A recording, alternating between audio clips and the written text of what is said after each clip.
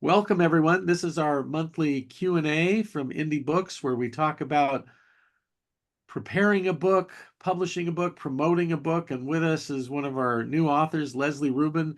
Leslie, how are you today, and what are you going to talk about? I'm well. Thank you, Henry. And I'm so glad to see this amazing group here. I want to share with you a little bit about the new book that I put out, Filling the Leadership Gap, and some of the strategies that I have in the book for creating leadership presence, dynamic leadership presence at that.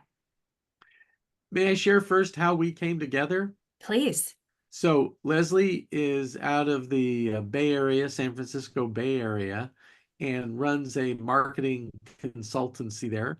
And through she's an author, and through a mutual connection, she needed someone to help to publish a book, and it was described to me as for a company in Taiwan. And I said, sure, yeah. We met Leslie. I liked her. Um, Found out the company was Foxconn, the largest technology manufacturer in the world, a big player of theirs who were heading up electrical vehicles, and had been a client of Leslie's in the past. And I was just telling the story this morning to someone that we met at Computer and Electronics Show. We Mhm. had breakfast, and his name is Jack Chang, and I thanked Jack for putting me on the team. And Jack said, no. I said, no. He said, no, you're not on the team. We're partnering on this book. And that just gave me the first insight into what an incredible leader Jack Chang is, and how he inspires loyalty, and how he communicates, and is just running global operations. And uh, it was just such a pleasure. And then the side benefit was getting to know Leslie, and we talked about her next book, and I was very honored to help her with that. So, Leslie, let's talk about your book Yeah, and lessons learned in putting this together. you bet. So I developed Filling the Leadership Gap based on the work that I've been doing in my consultancy. So my consultancy is focused on working with leaders to develop an authentic and impactful presence and communication voice. So in the work that I do and my consultancy, I've had Image Matters advisors now for almost 10 years, just like Indie Books. And in that time, I've worked primarily at the C-suite level and working with leadership teams, doing executive coaching. And from the experiences I have, both before I started my consultancy and working with some amazing leaders at Cisco, EMC, SAP, I took a lot of those experiences and brought them to those high potentials, those emerging leaders who were often told, there's just something that we need for you to work on. And I looked at that as that one step or that one element or gap to really get them to greatness or that next level. And in putting the book together, I told Henry some of my ideas around this and some of the essential leadership components, and specifically looking at, I wanted this to be authentic. I don't want people to change who they are or communicate a different way. I want them to have the awareness, the intentionality to be better communicators, to look at what is their overall brand as a leader, and how do they overcome any hurdles or roadblocks? Just like at that C-suite, they've got all those issues. They may have worked through it, but then you bring it into that next level of leader, and this might be a completely new experience. They may not have had mentors. I talk about feedback and how insightful that can be to help people move forward, overcoming roadblocks, being more resilient and adaptable to change, and sharing my own experiences, of course. So, you wrote a book before and did well, and now you did this one. What did you learn along the way as far as writing the book? Patience, patience with myself, patience with the process, patience with the team, that things are moving in the right direction and the outcome will be amazing. Sometimes you need to slow down to move fast. And now that we're here, I'm moving fast. But in the time that it took, It was just enjoy the process, understand what needs to be done, put the key pieces together. This doesn't need to be the kitchen sink. It needs to be the perfect level of information and strategy for people to absorb it. And I love the size of the book. I thought I needed to just put everything in there, and then seeing the finished product, I knew that it's the right book. Right. So what's the plans for promotion? What are you thinking that are the keys for promoting the book for you? Yeah. So there's a great checklist that Indy provides. And I'm the sort of person, give me the checklist, I'm going to go through it. I'm not a list maker in general. But when you put the elements together on what needs to be done now, what's for the end game, I took the strategies in there. So setting up my blogs, creating a cadence, and basically the whole project plan behind this week, it's this chapter, or this month really focusing on a chapter, looking at quotes, uh, putting a blog together. So really being structured on how I want to start to disseminate information and market the book. Obviously, being at the different events that Indy puts on, asked to being part of a couple of podcasts based on the release of the book. So there's a bit of organic, and then there's a bit of developed on my end that have I've looked at for the marketing aspects of it. And you can use professionals. So there's so many different ways to do it. There's also things that you can do on your own. So that combination has been really helpful for me on the marketing.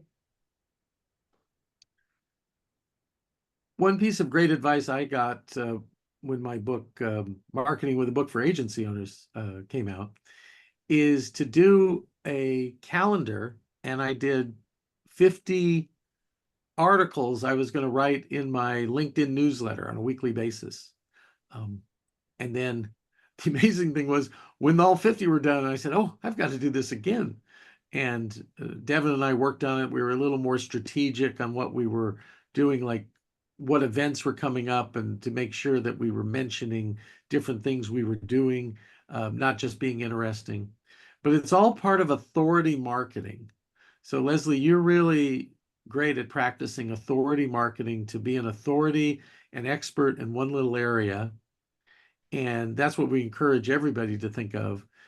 Carve out your area, be the authority, and authorities become authorities by typing and talking.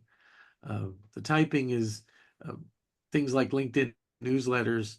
The talking are the podcasts, the speaking opportunities, and of course, these days, every piece of video you can get and getting on your YouTube channel. Um, Anything else you'd like to add before we go to Q&A? I just like to say that the Henry and team, they know the process. To trust in yourself, to trust in the team. They will lead you in the right direction. If you've got a great idea, put it out there, test the message. I will say that I've been extremely surprised on the people that have approached me about the book, or the community outside of my usual author community or my business community, how they've been extremely interested in it. So you would be surprised at who needs the insights and content that you have. So I say go for it, and you'll be really surprised with the process. Thanks, Leslie. Well, let's open it up to any questions. Oh, by the way, Dave, I'll quote Reagan, trust but verify. That was nice of her to say, trust our list, but Dave's a yeah, show me. He's not from Missouri, he's from Western Pennsylvania, but it's kind of like still, prove it to me, show it to me. I like that Dave doesn't have blind credulity. Thank you, Okay, Henry. you're welcome. Go Steelers. Okay, They're any back. questions on anybody? Yes, they're back, baby. Any questions anybody has for the three of us? I have a question for Leslie. Thank you, Fred. Hi, Leslie. It was great to meet you last week at the forum. You too. So I'm a little bit, I guess, I'm not to the point that you are with everything. Obviously starting a new business, in the beginning phases of writing a book. I'm at the point of the manuscript getting into the first sloppy copy, so to speak. And so I'd like to just understand from you, like, what were some ways that you leveraged the content when you were where I am right now? Or did you, or like, so I'm putting my plans together, right? I got a lot going on. So Yeah. yeah, so any advice on that would be great. Thank you, Fred. For me, I started to test the message. So there's insights that I'd already been using or had gleaned from work that I was doing. And then there was various content that came to me. Indie has an amazing stable community of other authors. So be it on brand, be it on speaking engagements, be it on just the confidence. There's different content that I used from individuals that were part of the indie family, and then obviously outside. But it was a combination of the content I had within me or things that I'd learned along the way with the leaders that I've worked with, and then content from the external world. As you're in that manuscript process, think about how you want to use it ultimately. Is this a credibility component? Is this let me give you my book, a speaking opportunity that you want to be brought in for a speaking event? There's just a plethora of ways to be able to use the content that you're creating. Thank you. You're welcome. Awesome. Vicky, welcome. Glad to join us. Thank Oh, you. everybody, Steve was a good role model. I should have announced it.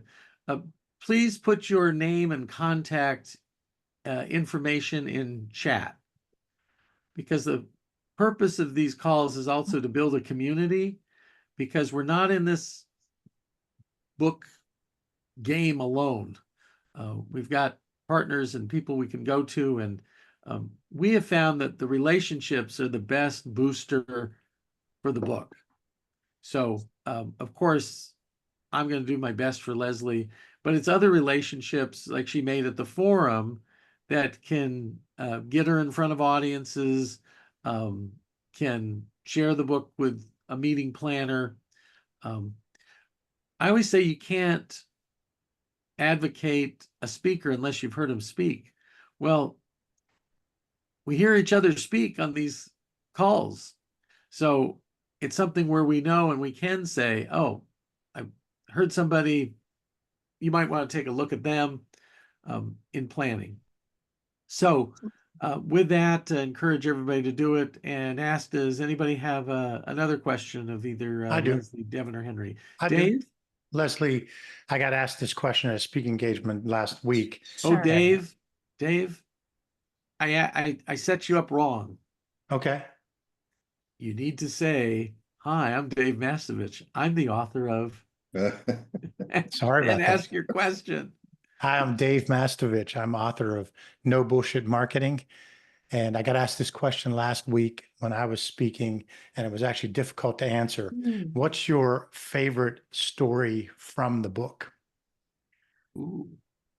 There are a number of them.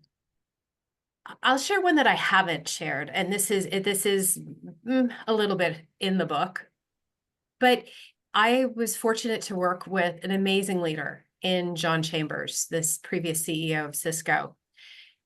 And I just watched him year after year, time after time, engagement after engagement.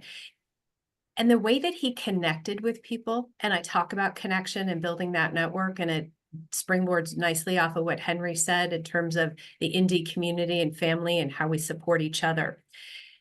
But what I found really interesting about John and working with him, not only was he unique in the way that he communicated, but he was also unique in the way that he connected with people. So one time we were in DC, he's actually going to meet Obama and a number of leaders at the White House. But in advance of that, we happened to be at the Capitol, waiting for an elevator. And he just starts to engage with an individual, just asking questions, really taking the pulse of, I don't even remember the question, but this person had no idea who he was or really even cared, just that he was so engaging and he would talk to anyone. And I think for leaders, introverts, extroverts, ambiverts, put yourself out there, because insights can be gained from anywhere. And using those little tidbits, be it a quote, something someone said, or be a data point, it was really about connecting with people to get these little nuggets that he would use within different events or speaking engagements. So that's one story. I think the other is just watching so many of the leaders that I've worked with based on identifying values, really looking at their brand. What do they stand for? What do they want to be known for? Just taking that moment to step back and do that is a lot of what I talk about in the book. Good. Leslie, this is Steve. Yeah, hi, Steve. You mentioned something about podcasts, and Steve, what's the name of your book? the name of my book is, here it is. It's called "What Happens After the Sale," and it's a case history, insights about the business and personal journey after the big event. So it's a case history of one of my Vistage members, a group that I had at the time that went through a sale of his company, and all of the steps that he went through, and the difficulties and challenges of doing that. It really became a great resource document to use. Thank you. I didn't want to derail you. No, that's good. Look at but everybody, take note of that example he just did. Yeah. Didn't you all feel that Steve loves his book? Yeah. And it came out, and Steve, you will be rewarded for that love. Yes, you love No Bullshit Marketing too. No I love bullshit it marketing. too. Dave, I think I picked up your book this weekend. I've got a stack that I'll go through, but I think that was one. Oh. So I'm excited to read it. I got yours yesterday, so. Oh, thank you. I Yeah. appreciate that. So, I'm sorry, so my- Steve, you were asking a question. Well, it was actually it was a suggestion and a comment. I put it in the chat. Someone told me about a resource just recently that I had been made aware of that Google came out with. Yeah. I put the name of it in there. It's called notebooklm.google. And it's a new service that they're offering. It's right now, it's kind of early stage mode, so there's no fee for it. But those of you that are using different types of AI, it is just, Henry, I don't know if you and Devin are familiar with it. It's really incredible what you can do with it. And if you go to that website and look at some of their info, you can upload some information like PDFs that you have or text documents or even with your website and load up some things. And then there's a section that's called Generate Audio. And you push a button and you wait. It takes a few minutes, but it generates an audio for you. It goes through all of your material and then recaps it into a conversation with a male and a female. And of course, the male and the female are not real people, but they sound really, really real. And they're having a conversation with each other, and they're exploring aspects of your content, which I find is so much more understandable than someone who just goes in and reads my blog or reads a website. And it's really, really well done. And it's something that's fairly new. That's a cool tool, Steve. I'm definitely going to use that. One of the things that I discovered in putting marketing together was the use of AI. I mean, obviously writing the book myself, but then the follow-up use of AI for YouTube scripts, for, checking a LinkedIn blog. Those have been extremely, extremely helpful, giving me structure around a blog or even curriculum that I want to put together around the book itself, give some structure around activities and exercises, putting the content in, like you said, Steve, and then asking the correct prompts for it to generate for you, obviously modifying it in your voice, etc. The prompts, it's all about the prompts. Right. Got it. Right. Yeah. Okay. Leslie, you talking about Cisco reminded me of a story that would be useful for everyone. Yeah. So one of our authors, Chris Steele, had a problem. He had written a book. We actually co-authored the book called Painkiller Marketing. One of his biggest clients, he was a marketing research consultant, was Cisco. And we came into the end of the year and Cisco froze all consulting business for the fourth quarter. We're going to hit a number. Now, this has happened to me from a big publicly traded organization too. And when you're a small shop, that could be devastating. So Chris said, I don't want to know what to do here because we're doing so much work for them and they want to do work at, the next quarter. I said, well, what we need to do is put on an educational event. And he said, an educational event, what's that? And I said, well, they froze the consulting budget. They didn't freeze the training budget. So he says, well, what's it going to be on? I said, you're an expert in the House of Quality. It'll be on the biggest mistakes you can make with the House of Quality. Okay, where are we going to hold it? I said, the Sheraton in Mountain View, California, which is across the street from Cisco. Mm-hmm. How are we going to market this? I said, send some emails out. And the email went to Cisco, and Cisco came back and said, how many seats are there at your workshop? And we said 12, and they're $600 a piece.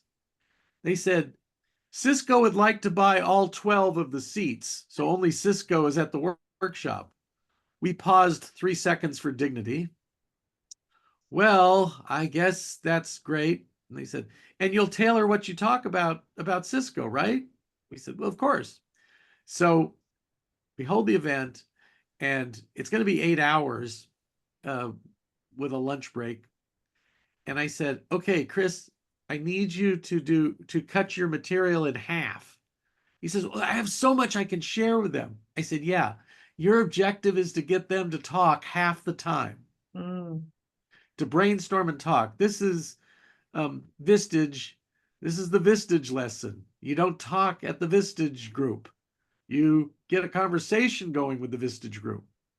They've got a lot to say, and they've got a lot to learn from each other. And so did Cisco. So we're at about an hour to go, and one of the alphas from Cisco came up to us on break and said, Alpha. This has been so great, and we found $80,000 in our education budget. Could we have some more education sessions in this quarter? So Chris said, yeah, I think we could work out some education sessions for Cisco. So there's more than one way to do it, folks. And the power of education. One of our authors, Henry Hutchison, and we helped him with his book, The Dirty Little Secrets of Family Business. And he was invited by one of the large family business associations. And I'm not talking mom and pops, these are the big family businesses, privately held businesses that get together. And we teach our authors they should speak in the $5,000 to $10,000 range. When you're asked how much you speak, say $5,000 to $10,000. They said, well, it's so prestigious to speak to our association. Many speakers waive their fees. Now, Henry Hutchinson had been trained by me. So he said, well, I understand that. Well, let me ask you a question. Do you have an education budget? And they said, an education budget? What's that? He said, well, like training materials, because does it make sense to have me come in, get everybody excited about this topic, and then leave town without giving them the instruction manual? So my book retails for $20. I'll knock 25% off the cover price. So it'll be $15. If you agree to buy a copy for everyone in the audience, then I'll waive my speaking fee.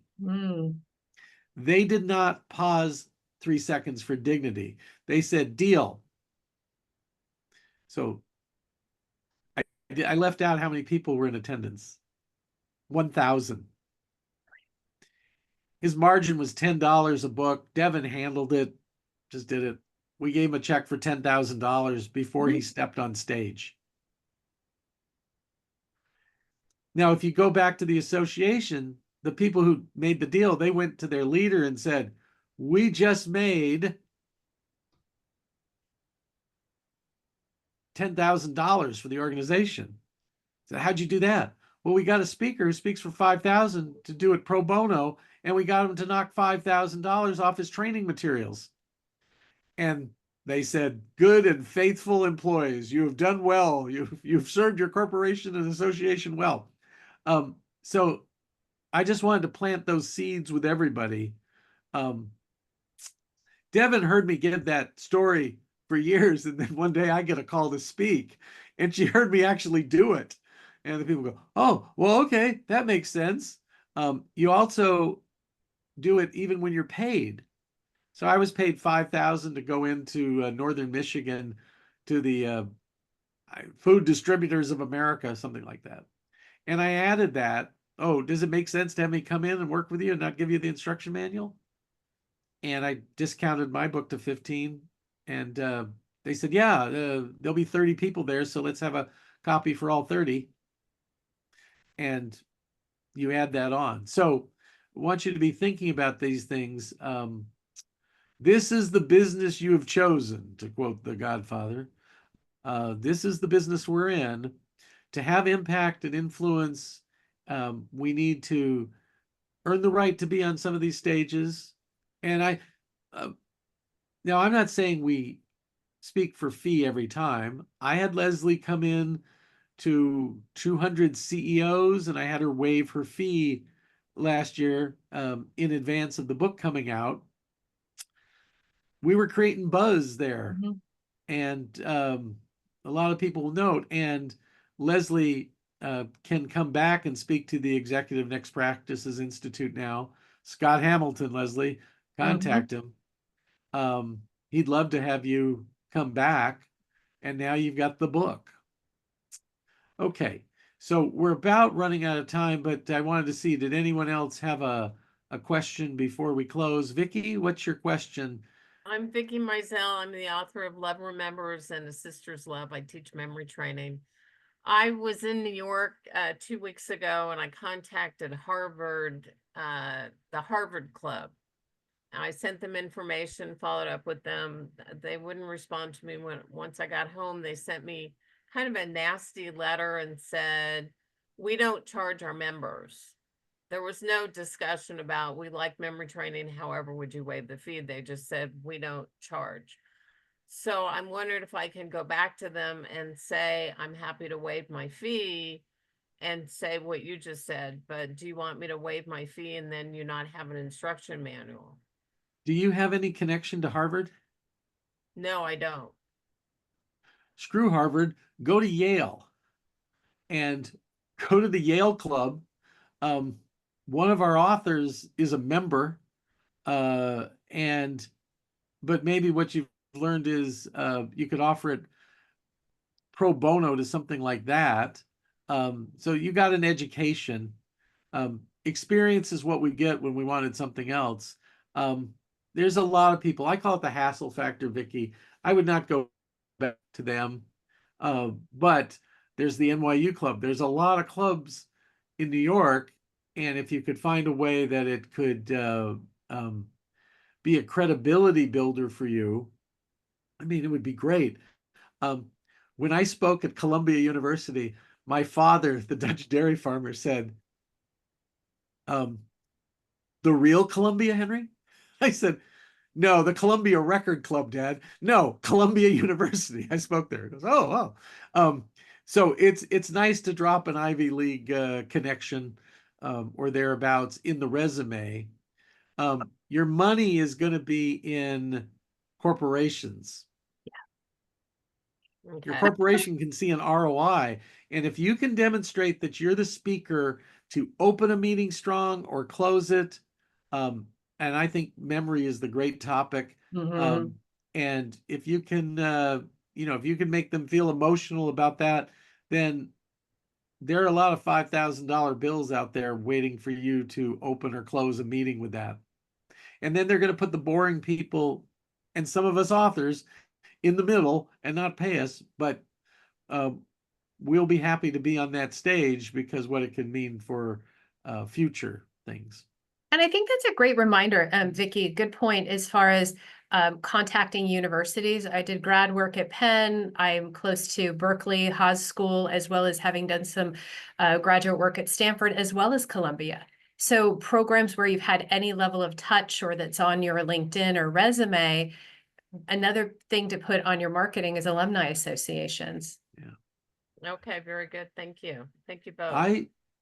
Thank you, Leslie. I also advocate for years that get involved with the continuing education programs. And this is going to sound like a commercial. Our next big forum is February 28th, March 1st at UC San Diego Division of Continuing Education and their new facility. And they see bigger things about tying our authors into their continuing education. And that can also mean online classes. And I found $1 million account teaching for continuing education. Some of my authors have found accounts that big there. And like Leslie said, it's just the nice add to your resume that you have taught at Stanford, at Berkeley, at Columbia.